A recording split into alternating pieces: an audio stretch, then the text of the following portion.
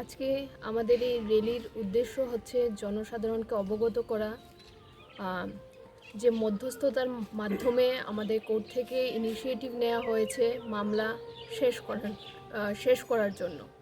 তো তার জন্য আমরা এই র্যালিটি আজকে বের করেছি এবং আমাদের মিডিয়েশন খুব শীঘ্রই শুরু হতে চলেছে এবং জনসাধারণ খুবই নিজেরা এসে নিজেদের মামলা নিজেদের মধ্যে শেষ করতে পারবে, সেই সুযোগটা এই কোর্ট থেকে করে দেওয়া হচ্ছে।